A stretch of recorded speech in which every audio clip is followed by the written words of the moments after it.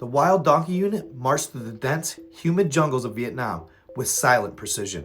They moved like shadows, their training honed for missions exactly like this one. Deep reconnaissance, far from friendly lines, led by Captain Jang, a seasoned soldier who had earned a reputation for his calm under fire. The unit was known for its discipline and fearlessness.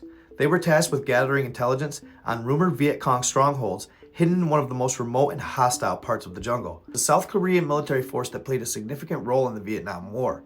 Sent to Vietnam in 1965, the Tiger Division, so nicknamed for its ferocity and discipline, was one of 3 South Korean divisions deployed, alongside the Capital Division known as the White Horse Division, and the Marine Corps' Blue Dragon Division. These South Korean units gained a reputation as an elite, highly effective fighting force against the Viet Cong due to their rigorous training, discipline, and distinct combat strategies. Overview of the Tiger Division in Vietnam. The South Korean Tiger Division, often referred to as the Wild Donkey Unit by American forces, had a reputation for its tough tactics and high operational standards.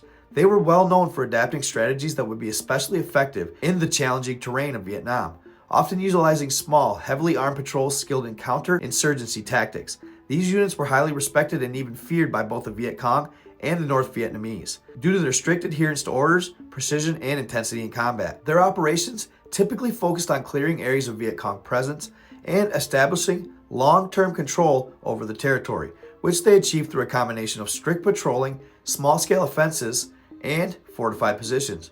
Additionally, they often conducted hearts and minds campaigns, but as they moved deeper into the thicket, something felt wrong. The jungle around them was quiet, unnaturally so. Even the usual sounds, chirping insects, distant bird calls, were absent, as if the forest itself was holding its breath. Several soldiers exchanged uneasy glances, but Captain Jang kept his face forward, his eyes focused on the path ahead. "Stay sharp," he muttered under his breath, scanning the shadows around them. As they advanced, some of the soldiers started to feel an inexplicable sensation, a prickling at the back of their necks, like the unmistakable feeling of being watched. Sergeant Kim, Jang's second in command, fell in line beside him, his voice low. "Sir, it feels like something's following us." Captain Jang gave a slight nod. He'd felt it too, but he dismissed them as nerves. The jungles of Vietnam had a way of unsettling even the strongest of men, casting doubt in the minds of those who thought they were impervious. "Keep moving, eyes on the mission," he said, though the warning in his voice was unmistakable. They pushed on for hours, but the feeling of being watched never left. Shadows flickered at the corners of their vision, and sometimes, when they looked back, they thought they saw movement, subtle, almost imperceptible, like the jungle itself was shifting around them. Yet each time they turned to get a clearer view, there was nothing but swaying leaves and twisted vines. Then, just as they were about to break for a rest, they stumbled upon something unexpected. A massive, overgrown structure, half hidden by the jungle's foliage. Vines and moss crept up its ancient stone walls, and the crumbling facade hinted at age beyond reckoning. It was a temple, an ancient relic from a civilization none of them recognized. "What's it doing here?" Lee murmured, stepping forward in awe. Captain Jang took a cautious step toward the structure, his eyes narrowing. "I don't know, but stay close. We'll check it out, then get back on track." Inside the temple was even more eerie. The air was thick and musty, heavy with the scent of decay. Faded carvings lined the walls, depicting scenes of worship and ritual. Strange symbols covered the stone, twisted characters that none of them could read, etched in a language that had long since faded from human memory. As the soldiers walked deeper into the temple's shadowed corridors, their flashlights illuminated faded murals that told a story. One wall showed what looked like an ancient tribe kneeling before a figure, a deity of sorts, its form both human and something otherworldly. Its eyes were hollow pits filled with an eternal darkness that seemed to swallow everything around it. It was depicted descending from the sky, wreathed in flames and shadows, arms outstretched as if demanding homage. The next mural showed a different scene. The villagers had gathered at the edge of the jungle, where they appeared to be casting offerings into its depths, sacrifices sent to appease the deity. The figures they threw into the jungle looked like men, but their faces were contorted in terror, their hands reaching out as if begging for mercy. Beneath this mural was an inscription in the same strange script, its meaning lost in time. But even without understanding the words, the soldiers could sense the malice woven into the stone. "It's like they were offering people to whatever god they worshipped," Sergeant Kim whispered, his voice barely audible in the oppressive silence. Captain Jang frowned, a cold sense of dread crawling over him. "Maybe that's how they kept it happy," he muttered, half to himself, "by feeding it sacrifices." A nervous laugh escaped one of the younger soldiers, but it quickly died as their flashlights flickered. casting strange shadows across the walls. An uneasy silence settled over the group, each man feeling the weight of the ancient eyes painted on the walls, watching them, judging them. "All right, we've seen enough. Let's move out," Jang commanded, hoping that putting some distance between them and the temple would rid them of the suffocating unease that had settled over all of them. But as they left, the whispers started. At first it was faint, a sound that could easily be mistaken for the rustling of leaves in the breeze. But as they moved away from the temple, the whispers grew louder, taking on a distinct chilling tone. It was like a low chanting, words spoken in that same indecipherable language carved into the temple walls. The soldiers exchanged uneasy glances, gripping their weapons tightly as they trudged forward. Then, just as darkness fell, the jungle around them came alive with strange lights, flickering in the distance. They darted between the trees, elusive and erratic. Captain Jang tried to rally his men, but panic already set in. The feeling of being watched had intensified, becoming almost suffocating, like unseen eyes bore into them from every shadow. "Sir, something's out there," Private Lee whispered, his voice trembling as he pointed into the darkness. "Look." And then they saw them, eyes glowing and unblinking, peering at them from between the trees. They seemed to be everywhere, watching them with a hunger that made their blood run cold. A scream tore through the air. One of the soldiers at the back of the formation vanished, his cry cut off abruptly. The men turned to see nothing but empty space where he had been standing just moments before. The jungle swallowed his scream, leaving only silence in its wake. "Stay together! No one breaks formation!" Captain Jang shouted, but the words felt hollow against the encroaching dread. Another soldier disappeared, then another, each one taken without a sound, leaving only the whispering, which grew louder, more insistent, filling their minds with dark promises and a chilling sense of inevitability. It was as if the jungle itself had come alive, pulling them into its depths one by one. By midnight, only Captain Jang and Sergeant Kim remained, huddled together in the heart of the darkened forest, the whispers pressing in from all sides. They tried to keep moving, stumbling through the thick undergrowth, but the eyes followed them, always just out of reach, waiting for the moment they would finally give in. "Sir, what is this?" Kim stammered, his voice barely a whisper. Captain Jang had no answer. His mind felt numb, consumed by the same fear that had driven his men to panic. It's the temple," he murmured. "Whatever they worshipped, it's still here, and it wants us." As if in response, the lights flared brighter, illuminating shadowy figures moving between the trees. Figures without faces, bodies elongated and twisted, moving with an unnatural grace. The whispers reached a fever pitch, filling their heads with promises of release, of peace, if they would just let go. Kim's grip on his rifle slackened. His eyes glazed over as he took a step forward towards the figures, his face slack, as if he resigned himself to whatever fate awaited him. "Kim, no!" Jang shouted, but his voice sounded distant, barely audible over the cacophony of whispers. And then Kim was gone, swallowed by the darkness, leaving Captain Jang alone. He staggered back, gripping his rifle tightly, but he knew it was useless. The whispers grew louder, drowning out his thoughts, pressing in on him with an intensity that threatened to shatter his mind. He stumbled, his vision blurring, as the shadows closed in around him. The last thing he saw were the glowing eyes watching him, unblinking, as if he felt himself being dragged into the darkness, his final scream lost in the jungle's eternal silence. In the dense jungles of Vietnam, the air was thick with tension. The Korean Army's radio room was dimly lit, save for the glowing dials and the soft hum of the static. Sergeant Chen leaned over the radio receiver, straining to make sense of the faint, crackling voice coming through. It was unmistakable. Captain Jang's voice, weak and distorted. "Unit, attacked, need assistance," the transmission sputtered, cutting out intermittently. "Coordinates, wild donkey, unit." Sergeant Chen's heart sank.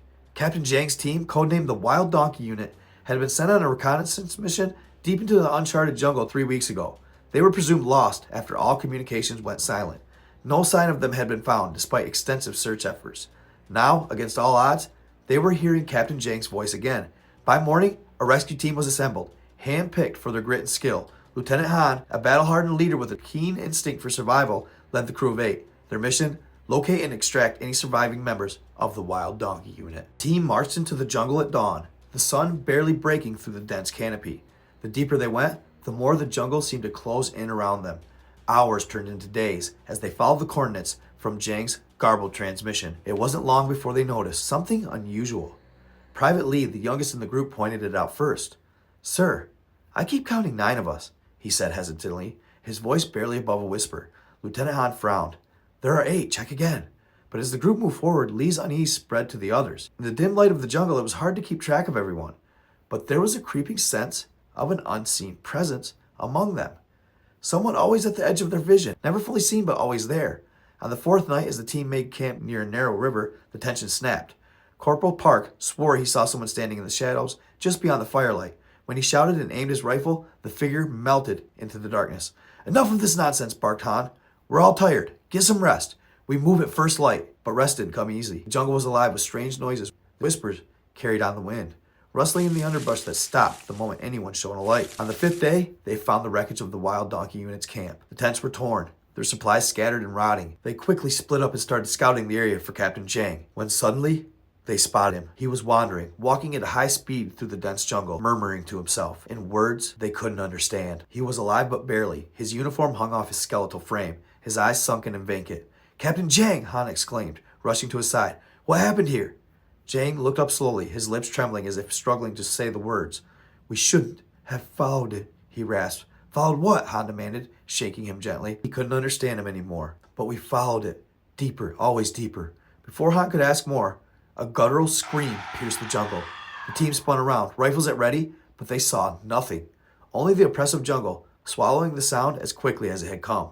That night, as they prepared to extract Jang, the team realized the ninth figure was no longer at the edges of their vision. He was in the middle of camp, staring silently, his face shrouded in shadow. One by one, they began to wonder, had he ever been a stranger at all, or had he been among them from the start? Oddly enough, when they would look at this stranger, they couldn't see any face. He had no features. But when they would look away, it would seem as though he was one of them. It was very confusing to all of them, and starting to really scare them. The men sat in tense silence, their horror palpable. They struggled to comprehend the presence of the ninth soldier among them. The faceless figure suddenly stood. His movements deliberate, and without a word, he began walking into the shadowy depths of the jungle. "Hey, stop!" one of the soldiers shouted, but the figure didn't falter. His steps unwavering, his form disappeared into the oppressive darkness, swallowed whole by the jungle. Confusion turned to dread as the men exchanged panicked glances, unsure of what to make of what they'd just witnessed. Moments later, the silence shattered. "Captain!" one of the soldiers cried, pointing into the blackness. "Look! Lights out there!" Captain Jang's breath caught in his throat. His worst fear materialized as glowing eyes blinked into existence, weaving between the trees. They moved quickly, closing the distance with unnatural speed. "Open fire!" Jang barked with sharp urgency. Gunfire erupted, the cacophony echoing through the jungle. The glowing eyes vanished briefly as the men unleashed a torrent of bullets, but each time they reappeared, they were too close. Jang's composure fractured. He grabbed Lieutenant Han. "We have to move, now!" Han didn't hesitate. "Fall back, double time," he ordered, and the squad broke into a desperate sprint, retracing their path through the jungle. But the jungle wasn't letting them go so easily. Screams pierced the night as one by one, men disappeared into the darkness. First one, then another, then a third.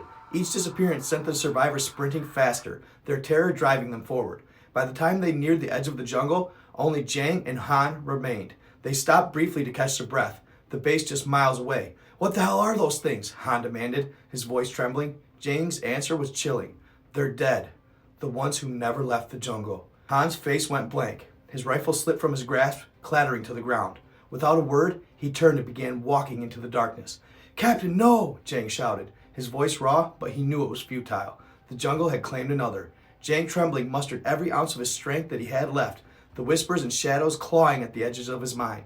As he approached the base, the oppressive sound ceased. He turned, breath ragged, and froze. In the faint moonlight, he saw them, his squad. They stood silently in the distance, their eyes hollow, staring at him. One by one, they fade back into the shadows, swallowed by the jungle. Jang stumbled into the base, his strength giving out. Darkness overtook him, and he blacked out. 3 weeks later, he awoke in a medical tent to the sound of frantic activity outside. From the next tent over, he heard a garbled transmission crackling through the radio. "This is Captain Han to base, over." Jang's eyes widened in horror as he strained to hear. "Send help. Coordinates." The message was fragmented, distorted, but unmistakable. Jang began thrashing, his voice hoarse as he shouted, "Don't follow the lights! Don't follow them!" The medics restrained him, pinning him to the bed as he raved incoherently before collapsing back into unconsciousness. In spite of Captain Jang's protest, they sent another squad in after Captain Han. But that squad would never return. that would be the last one sent into that part of the jungle on any sort of mission. A month later, the base was abandoned, the area deemed cursed, and left to the jungle's shadowy grasp. As for Captain Jang, he never recovered. His days were spent confined to an asylum, where he repeated the same haunting phrase over and over again. Don't follow. They'll never leave the jungle. They'll never leave. They'll never leave. Never leave.